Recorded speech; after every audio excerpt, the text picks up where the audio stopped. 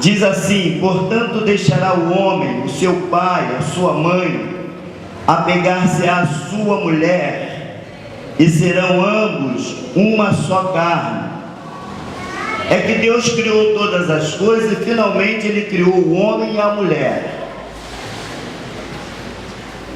E quando Ele realizou o primeiro casamento, Ele não teve muitos aparatos. Nós, hoje, quando realizamos alguns casamentos, é uma preocupação muito grande com os festejos, com a preparação da festa. Mas quando nós lemos o casamento de Adão e Eva, não teve muitos aparatos não, mas teve a presença do Pai, do Filho e do Espírito Santo.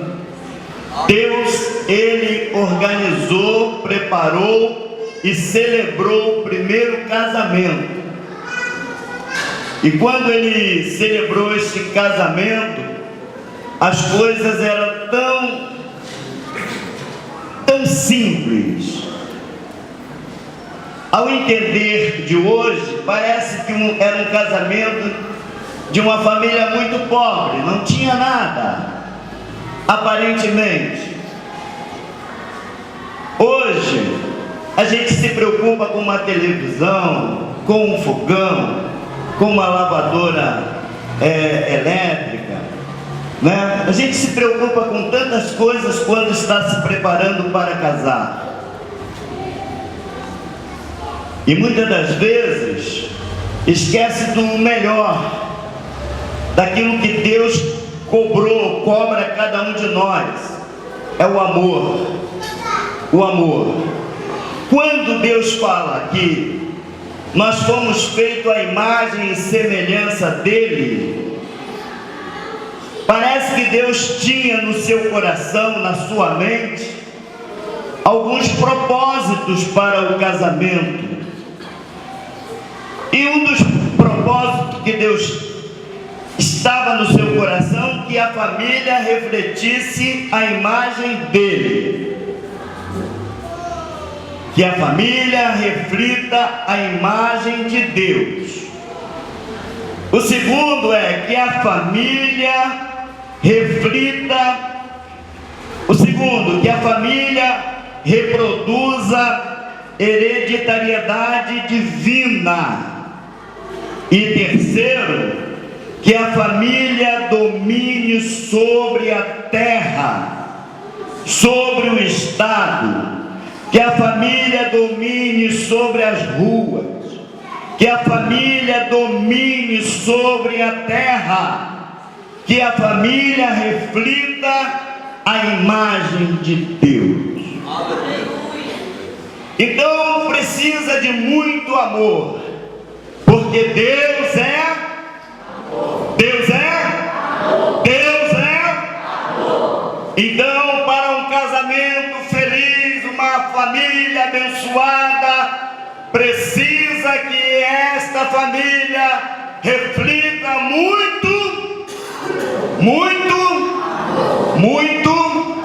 amor.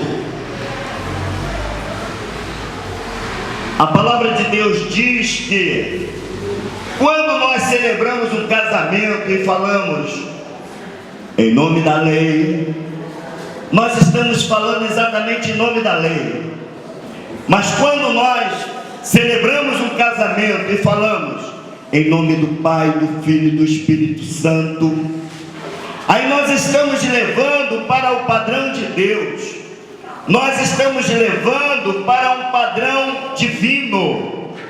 Nós estamos dizendo que o casamento ele pode ter duas dimensões: a dimensão civil e a dimensão espiritual.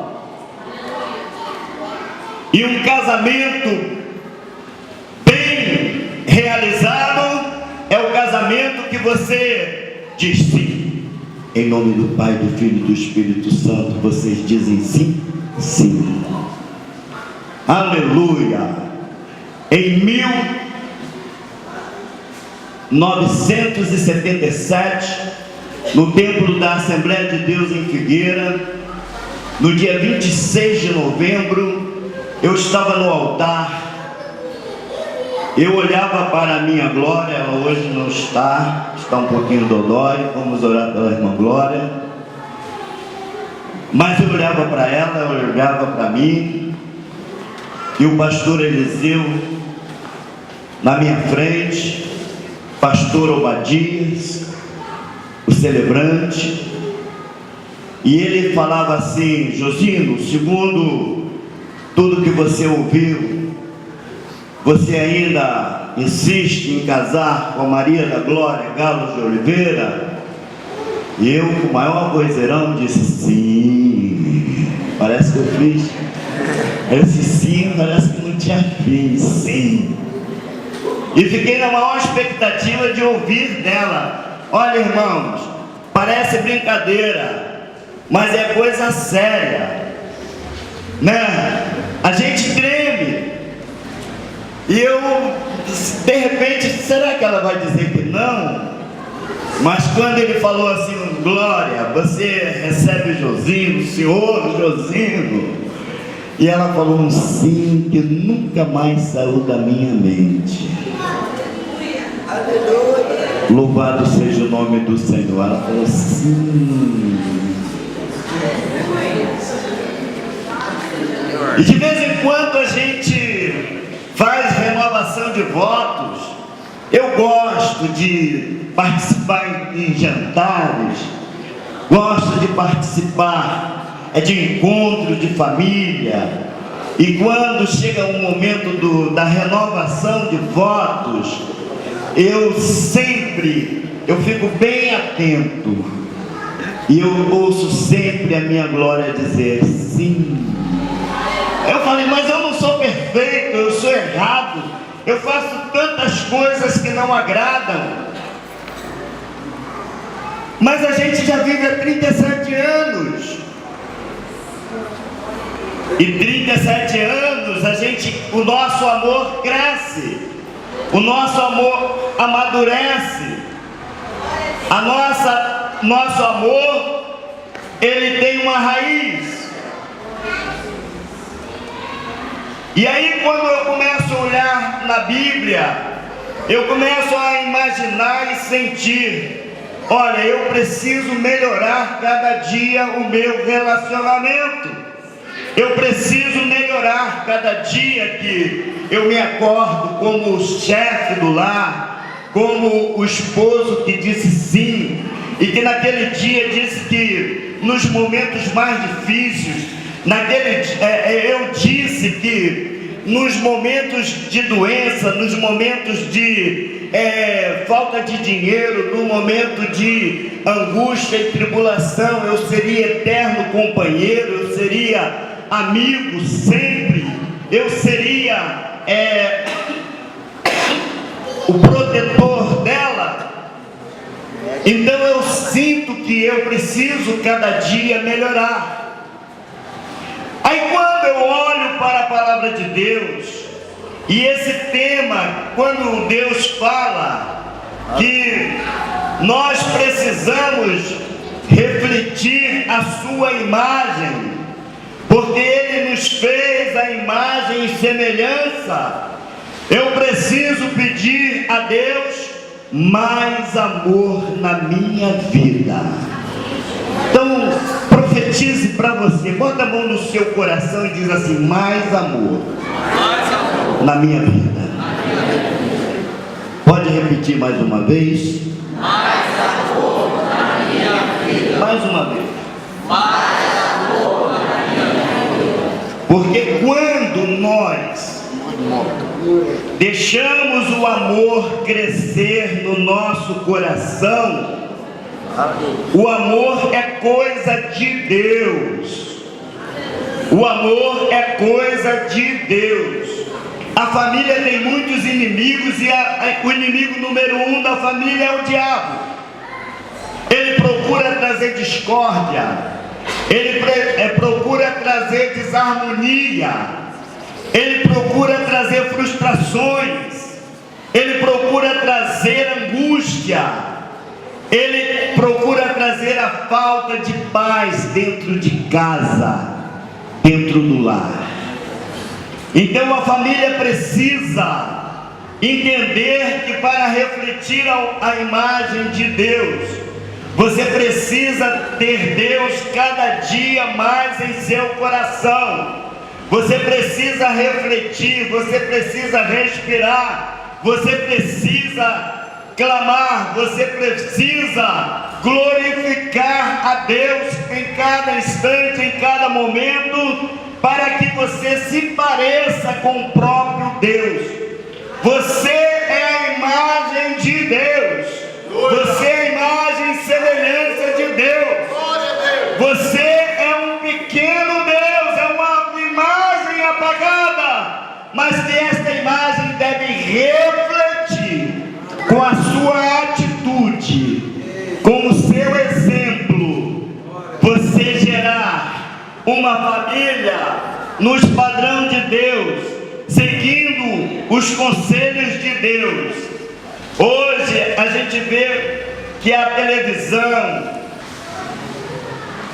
apresentando tantas coisas que fogem totalmente aquilo que Deus ensina, aquilo que Deus manda que façamos, e muitas pessoas não estão aí obedecendo às ordens que deveriam obedecer. Como pai, muitas das vezes temos falhado. Como esposa, muitas das vezes também falham. Como filhos também falham. E a palavra de Deus diz que pelo menos 3 ofícios o homem precisa exercer, a mulher precisa exercer. O primeiro exercício é você ser sacerdote da sua casa.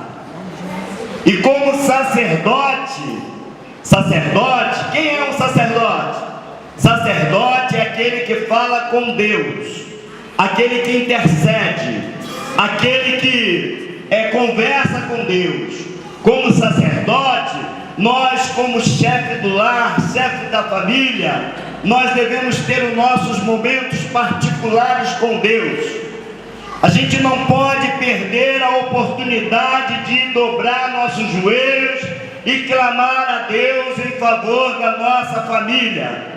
Família a gente não escolhe, família é um projeto de Deus. Então não importa quem é a tua família, você tem um compromisso de ser o sacerdote da família. Então esse atributo Deus confiou ao homem, confiou também à mulher, porque o homem como sacerdote, ele fala e ensina, ele pede em favor da família, mas ele não é apenas um sacerdote, ele também é um profeta. Como profeta, você precisa falar com a sua família de Deus. Quantas pessoas deixam de falar de Deus para a família? A família influencia o lugar em que nós frequentamos. E quantos de nós estamos indo para um lugar que a nossa família nos leva? É aqui, ali e acolá. E muitas das vezes falta aquele comprometimento de parar com a família, de falar com a família, de dizer com a família quem é Deus, o que é religião, porque é necessário você ter uma comunhão com Deus, porque é necessário a criança temer a Deus, os filhos temer a Deus. O maior inimigo do homem é o pecado. O pecado entrou lá no Éden, mas tem proliferado até nos dias de hoje, e é o pecado que desestrutura tudo aquilo que Deus criou para ser feliz, para ser uma coisa muito boa, que é a família, que é você possuir a família, que é um grande presente, é uma herança, é coisa que não tem preço comparável, que é a família. Mas o homem também, ele é um rei. Em casa, ele deve ter autoridade de rei. E lá em 2 ou 1 Timóteo, quando Timóteo chama a atenção dos obreiros, dos homens, com relação ao episcopado, quando ele fala sobre o que você precisa para ter uma boa qualidade de um líder de lar, de um chefe de família, ele diz que o homem deve governar bem a sua própria casa, ter os seus filhos em sujeição, com todo o amor e modéstia. Não é como espancador, não é como opressor, mas ter os filhos, ter o seu lar bem governado.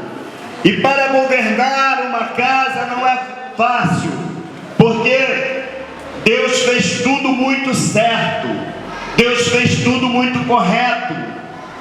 Ai de nós se não tivéssemos a disjuntora que trabalha e que muitas das vezes age de forma a surpreender a todos nós. Ela educa, ela passa, ela manda a criança para a creche, ela chega no horário certo, ela não esquece de nada, ela tem tudo ali no autocontrole, ela faz 1000 coisas no mesmo tempo, ao passo que quando a gente tenta fazer 2 coisas ao mesmo tempo, o arroz queima, o leite ferve, coisinhas simples que parecem que não tem assim muito sentido, mas que as mulheres tiram de letra, e nós aí ficamos às vezes sem saber como sair de situação tão simples. Então o homem, ele precisa entender que ele é um sacerdote, e como sacerdote ele precisa falar com Deus. Mas a mulher também é uma sacerdotisa, e como sacerdotisa você também precisa falar com Deus, interceder a Deus pelo seu esposo, interceder a Deus pelos seus filhos. Então Deus, ele não deixa espaço, ele preenche todos os espaços, e todo mundo tem responsabilidade, todos têm compromisso. E quando nós deixamos de cumprir os nossos compromissos, aí a coisa está errado. Os erros que a gente vê, muitas das vezes nós somos um pouco culpados, quando deixamos de anunciar como profeta que Deus é a solução para todos os problemas, quando deixamos de incentivar os nossos filhos, que é orando que a gente vence as turbulências da vida, quando deixamos de chamar a atenção dos nossos filhos e dizer que o temor do Senhor é o princípio da sabedoria. E aí os filhos, quando não ouvem do pai, quando não ouvem da mãe conselhos, ele ouve dos amigos, ele ouve através das revistas, dos jornais, da televisão, e muitas das vezes os conselhos que eles dão não são os conselhos que a Bíblia recomenda. Por isso, amados Amados irmãos, amadas irmãs, sejam sacerdotes fiéis. Não importa, meus irmãos, não importa que a disciplina é dura, mas é necessária para uma vida melhor. E a palavra de Deus diz que Jó, quando lemos o livro de Jó, a palavra de Deus diz que Jó era um sacerdote de elite. Ele orava, ele apresentava sacrifícios para os seus filhos, que possivelmente tivesse cometido alguma coisa que vinha fugir daquilo que a Bíblia ensinava. Mas muitos de nós não temos a preocupação e levamos a vida de qualquer forma. A gente não se preocupa com aquilo que a Bíblia diz e fica assim à deriva, como Ló. Ló teve um probleminha com Abraão. Eles iam muito bem e de repente tiveram um pequeno problema, mas aquele problema gerou uma confusão muito grande. E Abraão, como homem de Deus, e o homem de Deus, ele tem certeza que Deus, ele vela para cumprir com a sua palavra. Deus vela para cumprir com a sua palavra. A promessa que Deus faz, ela jamais falhará. A promessa que Deus faz, ela se cumpre. E ele não tinha dúvida, não teve medo no desafio de Ló e Abraão. E Abraão logo toma a palavra e fala: olha, Ló, teve esse impasse, teu rebanho cresceu muito, hoje você tem problema com os meus colaboradores e não está indo bem as coisas. Então, Ló, faz o seguinte, você escolhe. Se você for para a direita, eu vou para a esquerda. Se você preferir as planícies, eu vou para as montanhas. Você toma a atitude, toma a decisão. E Ló, talvez achando que a planície era mais fácil, ele preferiu as planícies. E ele foi descendo nas planícies até chegar em Sodoma e Gomorra. Chegou no mundo, chegou no lugar de orgias, chegou no lugar em que lá estava a prostituição, lá estava a avareza. Ló, ele preferiu as facilidades. E muitos de nós hoje, quando analisamos a nossa própria vida, muitas das vezes nós não estamos nos preocupando para as coisas mais difíceis. Muitos de nós esquecemos de conduzir a nossa família para os cultos matutinos, para as orações pela madrugada. Muitos de nós deixamos de orar e clamar a Deus. A gente prefere as facilidades. Facilidades é mais fácil, mas muitas das vezes essas facilidades é que leva ao abismo. Ele estava lá com a sua família na miséria, ele estava na prostituição. O meu conselho esta noite é que você, como sacerdote, ore a Deus, clame a Deus, interceda a Deus pela sua família. Não sobra ninguém. Você, mesmo que não é crente, mas Deus te deu, o casamento foi a primeira escola de Deus para a humanidade. Deus estava dando uma capacitação, Deus estava dando uma autoridade ao chefe do lar. E você mesmo, não sendo evangélico, mas eu quero que esta palavra entre no teu coração, e que você, esta noite, reflita você ser a imagem e semelhança de Deus.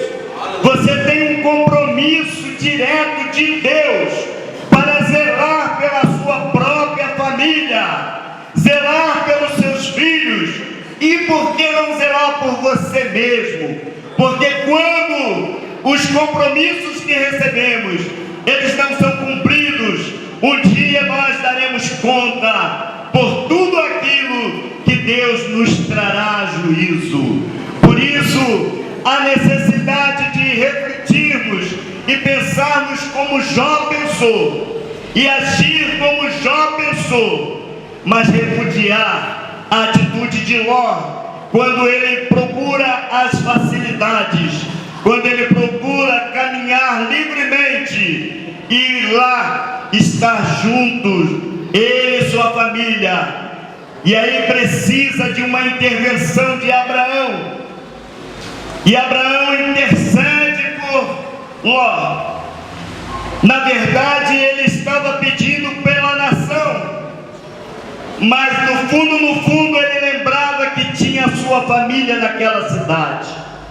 E a palavra de Deus diz que Deus não vai deixar nada acontecer sem antes revelar os seus pequenininhos. Nada passa oculto.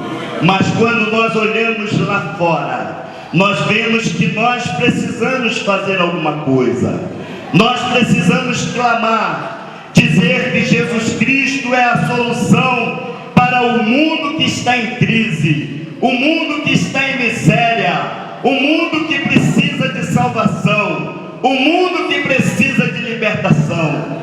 E quando uma família é uma família equilibrada, nós temos uma nação equilibrada. Quando a família é uma família saudável, nós temos uma família saudável. Então é necessário que nós oremos, cumpramos a palavra de Deus.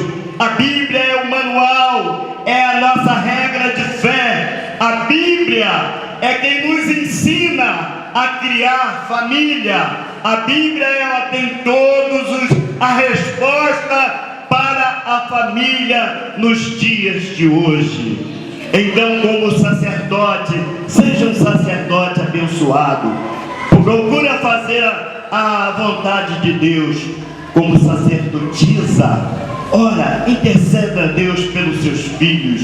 Como profetiza, profetiza na vida do seu filho. Fala de Deus para ele. Diz para ele que sem Deus ele não é nada. Ele precisa de Deus para Deus entrar no seu caráter, para Deus mudar a sua estrutura. Mesmo quando parece que nada vai dar certo, quando você profetiza, quando você profeta, começa a profetizar na vida do teu filho, você vai dizer: meu filho tem valor sim, meu filho tem valor sim. Meu filho não é por acaso, meu filho não é um ninguém, meu filho é alguém sim. Meu filho será sim abençoado, porque eu profetizo em nome de Jesus sobre a vida da minha família, sobre a vida do meu filho. Você tem coragem de profetizar nesta hora? Você tem coragem de profetizar para a sua família nesta hora? Você pode profetizar aí onde você está. Você pode dizer baixinho, ninguém nem precisa saber, mas você pode profetizar aí. Aleluia, eu pensava que não tinha mais solução para aquele filho que se desgarrou. Ele entrou, foi para o mundo, ele foi para Sodoma, ele foi para Gomorra. Lá ele se perdeu, mas o Senhor Deus, o Pai amoroso, o Pai de amor, Ele está interessado nesta noite em restituir, restaurar, renovar vida, renovar família. Não há uma família que não seja interessante para Deus. Deus está aqui com a mão estendida. O propósito nesta noite é você, é sua família, é você jovem, é você adolescente, é você criança que entrou aqui nesta noite e de repente você é daqueles que agora entrou na idade da razão e pensa que você agora é dono do mundo e que você sabe tudo. Você precisa de saber um pouco mais de Deus. Você precisa de saber um pouco mais daquilo que Deus quer fazer na sua vida. E aqui estão os profetas, aqui estão os homens de Deus, aleluia, que pode profetizar em nome de Jesus, em favor da família, em favor dos filhos, em favor da membresia desta igreja, em favor de tantos quantos entraram aqui nesta noite. Você não entrou aqui por acaso, você entrou aqui porque você é precioso para Deus. Deus te ama muito, Deus quer muito você e Ele quer tratar com você de uma forma especial. Você que achava que não tinha mais jeito para a sua vida, eu quero te dizer que esse Jesus que eu prego, esse Jesus que instituiu o lar, que instituiu a família, esse Jesus está interessado em abençoar você. E uma família não é feliz quando falta Jesus dentro do lar, quando falta Jesus dentro de casa. Falta algo especial, algo super abundante que não pode faltar, que é Jesus, e Ele está aqui para te abençoar. Que Deus abençoe. E essa noite, você sacerdote, você sacerdotisa, você profeta, você profetiza, você rei, você rainha do lar, você nesta noite tome posse das atividades que Deus coloca na tua mão e que Deus te responsabilizou para você estender a mão sobre esses mais novos e dizer: Deus, abençoe toda a nossa juventude, abençoa, ó Senhor, esses adolescentes, esses jovens, eles que estão neste momento orando. Deus, abençoa o meu futuro. Ó Senhor, eu não sei, ó Senhor, como será o meu futuro depende de Ti. Eu quero desafiar que a igreja é um lugar melhor para criar filhos, é um lugar melhor para casar, é um lugar melhor para ter uma vida abundante, uma vida na presença do Senhor. E aí, quando nós começamos a clamar a Deus e trazer os nossos filhos em sujeição para a igreja, eles vêm aqui e nós pregamos a palavra, dizemos o que estamos falando, que sem Jesus não há solução. Mas quando Jesus está na vida de um jovem, na vida de uma moça, esse jovem, esta moça, ela recebe uma unção sobrenatural. Se você quer nesta noite, acredita que você tem valor, que você é especial para Deus. Deus quer tratar do seu futuro, Deus quer tratar do seu casamento, mesmo que parece que está tudo destroçado. Eu quero dizer para você nesta noite que você tem voz e você pode levantar a tua voz e dizer: Deus, abençoe o meu casamento, abençoe o meu matrimônio, abençoa a minha vida, a vida da minha família, abençoa, Senhor, ó Pai, os meus netos, os meus sobrinhos, os meus primos. Você pode orar para a tua família inteira, porque é o que Deus quer fazer, prodígios e maravilhas na família.